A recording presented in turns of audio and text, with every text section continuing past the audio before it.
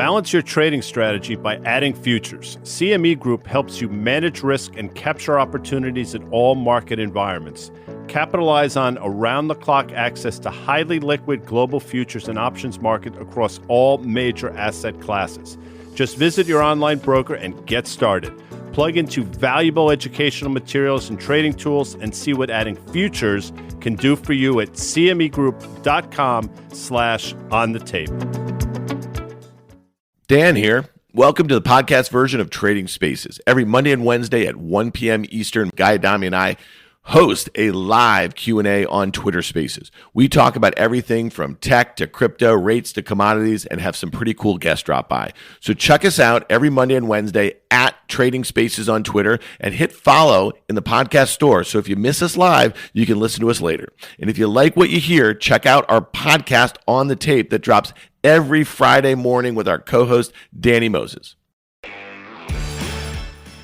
All right, let's talk about it, guys. So, you and I, you've been at an industry investing conference since Monday morning. You've been doing, if you're following the Context 365 Twitter feed, it seems like you've been literally up on the stage, Guy, for 3 days straight. So the entire time. So tell us, who are some of the people that you've interviewed, and just give us a couple quick takeaways, and then we're going to hit the market action. All right. So I'll go in order. I started yesterday with Michael Saylor, obviously of MicroStrategies. We had a really interesting conversation. I mean, he's clearly not at all concerned with the recent price drop in Bitcoin from 68,000 to 31,000. It's obviously subsequently rallied a bit. He looks at this as opportunities, and one of the things we talked about is sort of the optionality he has created for his company, MicroStrategies, vis-a-vis what they've done with their balance sheet. So it was a really cool conversation. We're going to post this, by the way, on the Risk Reversal website at some point. Lily, the Lilster, has what do they do? What are those things, those sticks they put files on? What do they call those things? USB stick, I guess. That thing. Yeah, something like that. So she has that, and that will be going to Amanda, who will then subsequently download it. So that was that.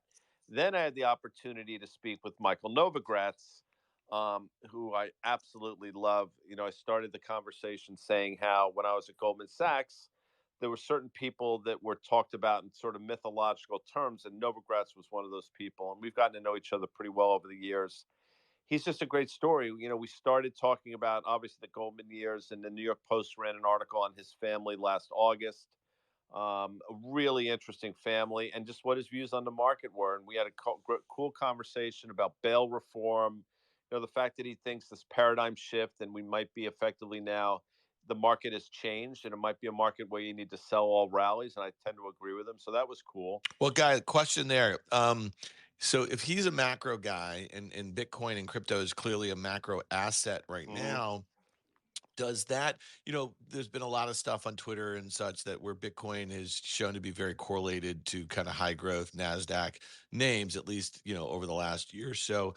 Any thoughts there from Novo on that? I mean, if we're selling the rips here, are we doing the same thing in crypto? No, he doesn't think so. I mean, he definitely thinks there's obviously some short-term correlation, but he thinks in terms of Bitcoin, it's its own animal in terms of, Michael Saylor brought this up as well. It's incorrectly called a currency by many, and it's more property to him. And it's, sort of the foundational stuff. And you talk about it a lot. And, off camera, he explained to me how he values it. And, you can make a pretty compelling case that fair value for Bitcoin, depending on who you talk to, is anywhere from 65,000 to 180,000, depending upon the formula you invoke. So it was it was a really interesting conversation. He understands in this new paradigm of the Fed why Bitcoin is sold off. I was quick to point out that although that was part of it, I think the real reason was it correlated. The top of Bitcoin correlated exactly when he got that wolf howling at the moon tattoo. Oof. So we had a pretty good chuckle over that. Not pretty. All right, Danny Moses joined us. Danny, no, he did not. The aforementioned Danny Moses, who is our co-host of On the Tape. All right, Danny, welcome, buddy. Oh man, boosted, vaccinated, still got the COVID at that terrible. Can I mention bad restaurants in New York City? STK downtown, which has no right to exist any longer. I come to New York City for 4 days. bang, COVID. So I've been and you know what? And you came over to my apartment right after that dinner. So thanks a lot. No Danny. problem. You've already had it, so we're in good shape. Anyway. All right. Listen, let's get into the markets here, guys, because Danny, we haven't Can I talked tell to you, Danny Moses, by the way, for you, if you've never met him, he is a sexy man. I don't know if I'm allowed to say that, but I love you you, can. Guy. It's your Twitter. It's your Twitter Guy, space, Guy. COVID prevented me from seeing you this week, so I'm very upset. That was my biggest loss so far. Now, listen, here, I'm down here at Turn. Yeah. Yeah, you're down at Turnberry. Okay, we got it. All right, I'm going to run things from here on out. Let's kind of keep it orderly here because we got to get. There's a lot of stuff to cover here. All right, let's just talk about the turnaround that we've seen the last 2 trading days. Danny, you and I have not talked. The Monday and the Tuesday reversal off of the lows. Guy and I were discussing it yesterday on Market Call, the videos that we do live stream. You can find them on our Twitter. It almost felt like a little plunge protection action on Monday and then maybe even yesterday because the Fed can't really change its tune on this hawkish stance, but they can get in there and start some short squeezes, via the futures market. Wouldn't you think so? You think that was what was going on the last couple of days? Yeah, at the end of the day, I still think there's this underlying belief that the Fed is still prisoner somewhat to the stock market. And we talked last week on the tape. The market was pricing in, I think, a 97% chance of a rate hike in March, which I'm sure is going to happen. But we said just on the margin, I would effectively short that. And effectively, it's been dropping. It's funny. If you watch with the market, it correlates, right? So it went from 97 to 93, and that's when you kind of got the market rally a little bit. So I don't mean to be as simple as that, but that's part of it. And I think, listen, people can hate short sellers all you want, but shorts are the ones that provide the automatic buy protection, right, at the end of the day, because they have to cover at some point. So I think you've seen just a little bit of rebalancing kind of into this Fed announcement. And I don't know what they're going to say. Like, they could be more hawkish than what's being interpreted necessarily. So I think it's just taking risk down on both sides. We're going to keep seeing these type of waves. So, but if I may, and I'm just to sort of dovetail, as they say, Danny Moses' comments, I think there are a lot of people out there still, and I'm not suggesting I'm right. This is just my view, that think the Fed is somehow going to be, they're going to be watching the market in sort of out of in their peripheral vision, right? And if the market really takes another leg lower, they might change their stance. And my pushback would be, I think this is much different than the 2018 Fed for a number of different reasons. One,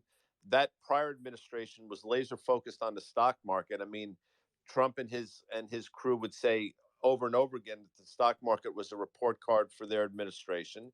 And I think they browbeat the Fed into doing what they did. That's just my view. I think this administration is far more focused on inflation because that's what all the cable news shows lead with. And there's a midterm election. So if you think the Fed's going to back off some of the rhetoric because the market's going down, I think you're wrong. Yeah. Well, I was going to say, Dan, we have seen within all these sell-offs and people buying the market back, there has been a flight to quality to a degree. I can't measure it exactly, but you have seen the better cash flowing, better companies. Look at American Express, for example. All right, we talked about this exact thing. You cannot trade the XLF. You can, but you shouldn't. If you had followed the XLF with American Express, which obviously is a large component of the XLF, look how it tracked until they reported. All Amex did was get back 2 weeks of falling XLF, right? And it went right back to where it was. Now they're separated. So what I've taken away from this entire experience is stock pickers market. That was a great opportunity if people were paying attention instead of just saying, I want exposure to financials I'm buying, or I don't want exposure to financials I'm selling the XLF. Look at the individual names. Sorry, I just wanted to add that. Yeah, but you wouldn't have bought it in front of that print because your assumption and maybe things have changed a little bit. But stocks when bank stocks, money centers, investment banks were reporting a couple weeks ago. J.P. Morgan got punished. Goldman Sachs got punished when Morgan Stanley and Bank of America wasn't as bad as us. They just didn't go up that much. And I actually think for the rest of earnings season, I think we're in a situation where the risk reward of getting long in front of a print, and that could change. Listen, if the Fed kind of cools things out a little bit, and then we have a couple of mega cap names that kind of do what Microsoft did, where there's nothing really to poke holes in, then maybe the narrative has changed a little bit. But until we know that for some sort of certain, it's kind of 1 up, 2 or 3 down risk reward, in my opinion. And Netflix really told you that. Now, did some things get beaten up with Netflix? Like, would you press Disney as they get into their report in a couple of weeks after it just got murdered on the heels of Netflix? Maybe not. I mean, we're going to know a lot more. But I guess the point that I would make is, like, even right now, even into today's close, like what's reporting tonight, like Tesla or something, like you got a 1 up scenario and you got a 2 or 3 down if they were to disappoint. Is that fair? Do you guys agree with that? I agree with it. I think that's exactly right. And that's some of the things that Novogratz was talking about yesterday, that there's this paradigm shift now. And by the way, Liz Young mentioned this last week during our market call, that, now you're in an environment where you're selling rallies. And I think you will be rewarded for that. And we're seeing one today. The most violent rallies, and Danny can speak to this, take place. I don't want to use the term bear market because I just don't feel like getting added. But when markets have sort of shifted course, and that's when you see the most violent rallies. You saw it on Monday, and you've seen it over the last couple of days. I think these rallies will continue to be sold, but they're going to be vicious.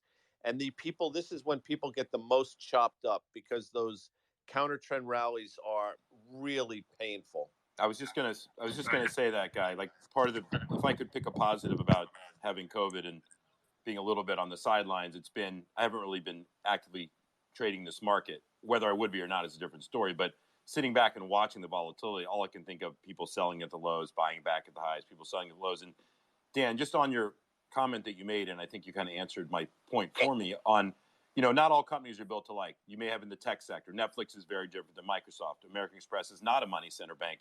And I'm not saying I was buying Amex in front of the print. That wasn't my point. My point is that now is the time. It just reconfirms my belief that this entire year will be about stock picking. And, you got to sit through some tough times, but that's what I truly believe, that where we're sitting. Yeah. So, And Dan, I know you want to jump in, but Danny just said something, and I've mentioned it, but it's worth mentioning again.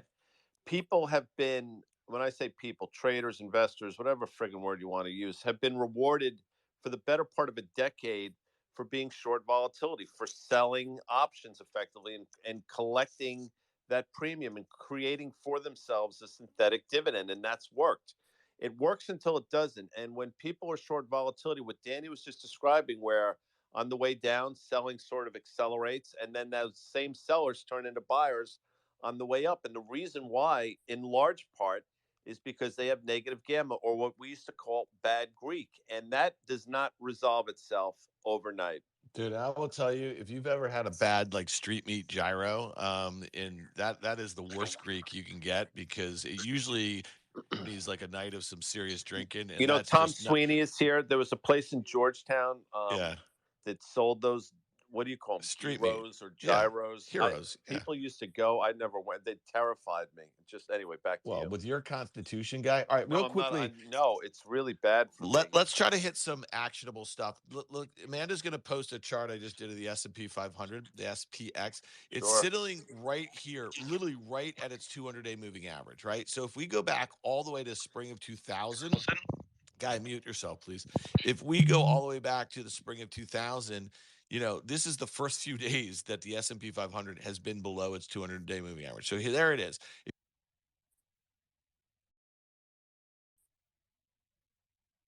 Where 4600, that's that prior support, that uptrend is now resistance. Danny, what's your take on the S&P between here and there? We might get back there if we might get back there based on what the Fed has to say, or maybe some earnings that are decent enough, but that's going to be massive resistance near term, don't you think? 100%. And I'm not bullish on the market. If you made me pick, I'm definitely bearish, but selectively buying quality when I put my money back in the market. But let me just be clear. The Fed's going to do what they're going to do. They're raising rates in March. They're going to complete taper. They're going to say that. The one optionality, obviously, is the reinvestment of the runoff, the $9 trillion. Let's see if they comment on that. I don't know if they will. They may say, because we don't get a presser in this thing. We just get a statement, right, that comes out, and it's going to be analyzed. Once the dust settles and people are going to realize tomorrow, Fed's still raising, there's still inflationary stuff going on. Whether they overshoot or not, we're not going to know for a while. So I'm a believer in selling to strength on things that you don't have true conviction. And I'll say this again. Every single different price for every stock is a new underwriting opportunity. And when stocks drop from 50 to 40 to 30 that aren't trading on fundamentals, but are trading on either the Fed put or money coming into the system, you can't, in my opinion, you just can't pick a bottom on those. So again, I can't tell you where the S&P overall is going to go. I think it hits 4,000 before it ever goes back to 4,800. If you put maybe make a decision, that would be my guess here. Guy, new highs when? I think we're months and months and months off. New highs are going to be in the back half of this year. I mean, I think we're talking about August, September, and I think you're going to see a mind-melting rally in the back half of the year. But listen, and I'm not saying this in a vacuum. We've talked about this exact scenario for a while now, as has Tom Lee, Mike Wilson, a number of people, that the first half of the year is going to be painful, and that's what we're seeing. By the way, what hasn't been painful, Dan, and I know you're probably getting to this on what they're calling jumping the gun.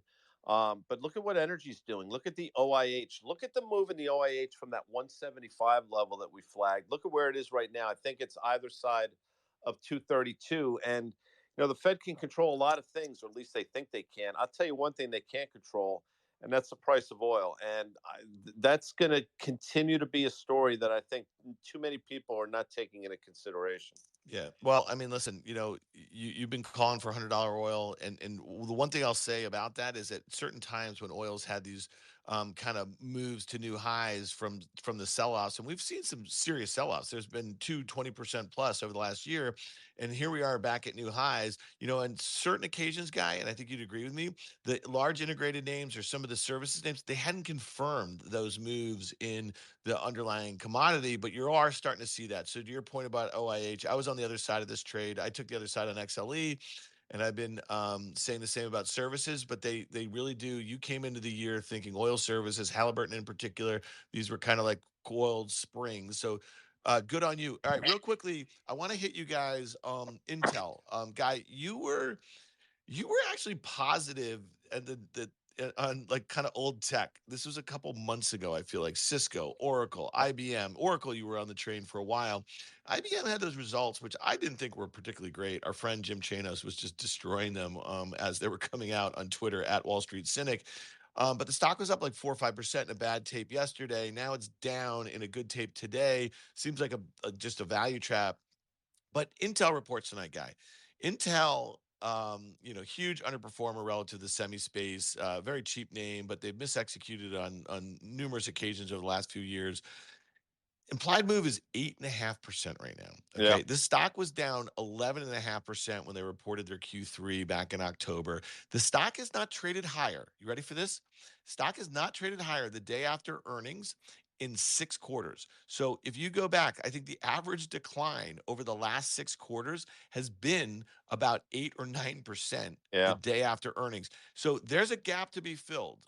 Is there a value trade in the semi space, especially when we know the chip shortage is lasting longer than we are expecting? If they come in, and if data center, which is the only, well, I shouldn't say the only, but to me, like for all these companies that we watch, there's certain things that I'm become focused on. And for Intel, it's always what the data center numbers are. And if it comes in line, if it's not a disaster, which by the way, it's been for quarter after quarter, you have a chance to see that implied move to the upside, no question, especially in this environment where people are looking for low valuation trades that they don't feel they're going to get bludgeoned in, which is why I've said for a while now, names like Cisco and IBM and Oracle and those types of names can do well in this environment, not because their business has changed at all, but because money's flowing out of some of these high valuation, high growth names and into names that people have a better handle on valuation wise. And I think Intel is one of them. So not that I want to play stock market here because, as you just mentioned, you've gotten smoked for a year and a half in Intel into earnings. But this might be the one time where it might be worth a look, just as an Hey, FYI. Danny, real quickly, I would just add here Taiwan Semi, the stock had this huge gap a couple weeks ago from about the levels where it's trading right now ish in the mid 120s to 140, a little above that, and then reversed, and now it's back at 125. That was on the announcement that they were just ramping capex. And so if you think about all the pent up demand and the supply issues, I mean, Taiwan Semi, to me, you want to find a cheap stock in the space. That's the one for me. I think it's less of a flyer than Intel. Danny, any thoughts on tech and tech Yeah. earnings? Because we're going to get in the meat of them right here. Yeah, I mean, not a ton, but let me just say that an 8.5% implied move in Intel, if it is lower, takes it exactly, literally to the penny on its 52-week low. That's probably a safe bet. It doesn't go under that. And just for everyone listening, I'm sure they know how you can see implied moves. You basically are taking the option market is telling you what to expect based upon the volatility. So I just wanted to make How sure are I they said doing that, Danny? Because I did a show on CNBC called Options Action for 10 years, and we used to speak to that a lot. Do you want me to go through it really quickly? Like Yeah, a I think back you of should. the net? Yeah, Yeah. do that because Okay, I you think know how people you want to do hear this, that. people? Yeah. Back of the napkin, how you figure out what the implied movement in a stock is. Take the weekly at the money straddle. That is the call price and the put price. So right now, for instance, Intel is trading at 52.5, let's say. You take the 52.5 weekly call premium, you add that to the 52.5 weekly put premium, you take that amount of the total premium, divide by the stock price, that percentage is it. You need to, let's say it was $1. You would need it to go above 53.5 to the upside to make money, or you need it to go below 51.5 to the downside to make money. That's how you figure out implied movement into earnings events. There you go. There you Okay. go. Yep. All right, let's move the ball around a little bit here, guys. Guy, you mentioned energy. Staples have been really good. Utilities have hung in there. Mike Wilson was on Fast Money the other night, the strategist at Morgan Stanley, and you mentioned this guy. So he thinks there's another 10% lower in this first half in the S&P, and he thinks to stay defensive. Any thoughts on what is defensive other than some of these groups that everyone flocks to, like utilities and staples? Are there other parts of the market that kind of interest you in an environment that's going to remain choppy? Big cap pharma and energy is not defensive; it's actually offensive. I'm not trying to be a wise guy, but I think energy. I think if you look at the moves over the last couple of weeks in energy. I mean, it's been somewhat it's impervious to these broader market moves, and I think that's going to continue. And you mentioned that the equities were not correlate. The move in the equities was not correlating to the move in the underlying commodity. I agree. I think that's all about to change. So, I mean, big cap pharma, I think works just on valuations, and I think energy works as well. Just for my 2 cents here, Dan. Danny, what do you got, buddy? I'm with Guy. No, I'm with Guy on that. All right, Sorry. let's talk rates real quickly here, guys. So we have this, 2-year, it's kind of pinned at like 1%. We have the 10-year, which is just kind of banging around this kind of 1.7, 1.8 range. I know it got as high as 1.9. Are you guys expecting, again, we're not having a presser here. Let's assume that the Fed used the opportunity to stabilize the stock market, at least for now. And let's say there's no expectations of a 50 basis point hike in March, and there's no acceleration of, let's say, the potential for quantitative tightening. Where do rates shake out here? What's the next move in rates? I'll let Danny Moses Yeah, handle no, that. listen, I think it's become evident, and we've been talking about this as well, not to beat a dead horse, but watching the 10-year to decide what you're going to do in the markets has not been the right trade. We've had days in the last week where the 10-year yields are down, and so is the market. We've had days where the 10-year yield was up, and so is the market, right? So there's really no correlation, in my opinion, the 10-year. It is the 2-year. And I don't see the 2-year moving much higher than the 1 or 105, I think is what we peaked at recently. So I think we're kind of safe there. You want to see a steepening curve. You want the belief to be that the market can sustain, which I think it can, a 2 to even 2.25 10-year treasury, which is where it should be way above that anyway at this point. And that you have a nice spread, the 210. And I think that's the quote soft landing. There is no soft landing when the Fed's raising rates, but I think that is your perfect scenario. So, all right. Danny, you asked me about who I spoke to. One of the things that Novogratz said yesterday, and by the way, I've tried to point this out as well. As far as he can tell, there's been no economy that's been able to stomach 130% debt to GDP ratio, which is what we're dealing with here now. So what does that mean for rates? Well, you've said it for a while, Dan. You don't think in this environment rates can go meaningfully higher, and I hope you're right. The problem is, I think these band of brothers here in terms of the Federal Reserve, I think they're so screwed that there's nothing they can do. So I do think rates continue to grind higher. I hope Danny's right. The 2s10s widens out. I don't think it will. I think it's going to continue to narrow.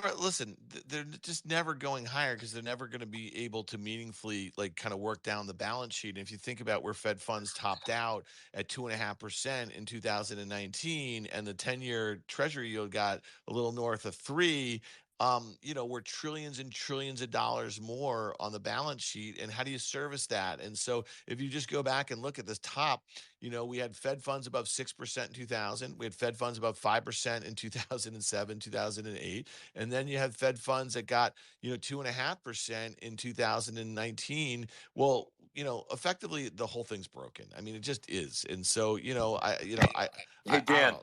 Hey, Yeah. Dan.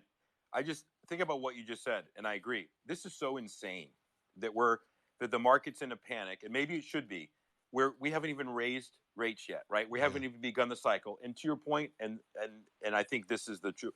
The market will not. I mean, the economy will not do well with sustained higher rates. We know it's going to slow, which is why I believe we keep seeing the 10-year yields come in, right? Because it's predicting a market slowdown if the Fed does go through with their rate hikes. I'm on the belief that we're 2 to 3 and done, because I believe at the end of the day that the Fed will succumb to if the markets do indeed go to 4,000 on the S&P and lower. I believe they take a break, whether that's the right or wrong reason. They've done everything wrong, in my opinion, for the last several years. Why do anything right at this point? I wish they would control inflation. I wish they would take the high road and ignore the stock market. But maybe it's too ingrained in my head, but I just believe that's what they're going to do. And that's what makes trading these days and these data points so difficult, and stick to fundamentals. All right, Sorry, Dan. question on a single name, because you're talking, Danny. If you're thinking that we're going to get this steepening yield curve, one of the names that kind of stuck out to me, and I kind of highlighted it today on this weekly I do with Fidelity called In the Money, which will drop later this afternoon. So check it out, because I detailed an options trade on that. But look at Bank America. Look at how this stock showed, I think, very good relative strength to the broad market. It pulled back to its 200-day moving average, bounce, which is also the uptrend that's been in place since the summer. And it really looks like it wants to party. I mean, like if you were to get that steepening yield curve in a market that basically, I don't know, just kind of like, let's say it put in its bottom in the near term, it could continue to chop. The way that these stocks rallied in the beginning of January, you might see this thing back at 50 soon. I'm just curious, Danny, any thoughts there? Listen, it's not going anywhere. Meaning, it's not going to get killed, right? It's as long as consumer credit stays decent, it's fine. It's got a decent dividend yield, certainly still relative to where rates are, right? It's like 1.9 or something, 1.9% or something like that, and rising. But actually, it's fine. I think these stocks are utility stocks. I think they're a quote safe place to hide. But if you do have a sustained sell-off in the markets, you do ruin the IPO calendar, right? You do hinder M&A valuations. You do, and that will have an impact on them. And so costs are fixed higher now to a degree throughout 2022. If you ruin the numerator, meaning revenues to a degree, these stocks aren't going to do well. So dead money at best. These are perfect stocks, in my opinion, in high vol markets to sell covered calls, right? Or to write puts to buy these things lower. Just take advantage of the volatility, but I don't think it's that sexy. Guys, By is the way, Danny interviewing to be on Options Action Friday? before we Is it get out of 5:30? here, Danny Moses. Before we get out of here, I know that it was like week 7 or 8 that both Danny and I. Now, I thought the Colts were going to be in the Super Bowl. They didn't make the playoffs, but we also thought the Rams were going to be there, and I'm going to stand by that. I love the Rams this weekend. I think they're playing at an entirely different level. And by the way, the Chiefs have proven they're extraordinarily vulnerable. And Joe Burrow is somebody that I should not like, but I love every single thing about him and that Cincinnati Bengal team. So Bengals, Rams, Danny Nathan, Danny. All right, Moses. but wait, but these guys, to get Danny Moses's picks, you're gonna have to tune into On the Yeah. Tape on No. Friday. We just don't give them out like this. Hey, real quickly though, we got some hate mail from a listener who started out his email a couple weeks ago or a week ago. I didn't even forward it to you guys. He said, "I love the podcast. I love the content. You guys have been great on markets, but you killed my Colts." The guy was like, he was he was so mad. He's like, he said the On the Tape podcast jinx of the Colts. Hey, Guy, I got one last one for you guys, and this is, I just want to bring this up because I think this will be important tonight. This is service now, okay? And the reason I bring it up, the stock's down about 30% from its recent all-time highs. This is not a small SaaS company, okay? It's a $100 billion market company. Again, that was down 30%. Trades about 17 times sales. They report tonight. I think some of the reactions to these sorts of stocks will be really important. Microsoft, rallying 5% off its lows in the aftermarket last night to be up 5%. That's important. I get it. You know what I mean? But this stock, if you think about it, do 8% to its recent lows in May down at 450. Here we are at like 510 or higher to its breakdown level up there at 600. I mean, I think these are the stocks that are going to determine when and how the Nasdaq bottoms. Give me your 2 May cents, guys. May Quickly. 21st, if memory serves, ServiceNow was trading $454. 2 months later, it was a $700 stock. It just feels like to me, and I haven't looked at it that closely, but feels like it's going to do, as we call in the business, a round trip. Dan, Nathan. Fair enough. Danny, what do you make of that, just that sentiment in general? Some of these stocks are still very expensive and they're real market cap companies. If there are any disasters in some of these names, Yeah. Just they'll thoughts. They'll get punished, and they'll go to the point of no return, meaning, like I said before, if they're not trading on solid fundamentals, it's going to be tough to buy them at any price. Can I just make one more football fun fact? Please. Of course. Tom Brady was drafted in April of 2000. We all know that the Nasdaq hit an all-time high in March of 2000, right? And if he did indeed retire, I'm just bookending a little bit of two events that are happening at the same time. So anyway, history often rhymes like that. So just thinking that was Brady's final game. Hey, So here's anyway. one thing before you two guys get out of here. On OK Computer, which is a podcast that Social Media launched just recently, Packy McCormick and I had a great conversation with Sheldon Day. Sheldon is the defensive tackle for the Cleveland Browns. And check it out. His former Notre Dame football teammate, Amir Carlisle, they started a project on financial literacy, originally focused on the NFL, but it's going to become a DAO, a decentralized autonomous organization. It's going to be a learn to earn about finance and financial literacy. I think it was really fascinating. Check that podcast out, people. It was a great conversation. We also had Packy and Melton Demirs of CoinShares, who's been on with us on Spaces and on the tape. And we kind of went through the whole crypto crush in a very sober way. These guys were great. So check out OK Computer. That drops every Wednesday. Follow it in the podcast stores. Also, this Friday, you're going to have Danny, you're going to have Guy, and we are going to be talking with Victor Jones of Tasty Trade about what's going on in the markets, and we'll get a little bit more into the options weeds that Danny tried to take us into today. So that drops on Friday. So thanks to CME, the sponsor of Trading Spaces, and also the sponsor of our podcast On the Tape. Guys, enjoy the rest of the week. Thanks for joining. Thanks for letting me drop in. See you, boys. Guys. Thanks for listening to this episode of Trading Spaces, brought to you by CME Group. If you like what you heard, follow us on Twitter @Trading Spaces and join us live every Monday and Wednesday at 1 p.m. Eastern.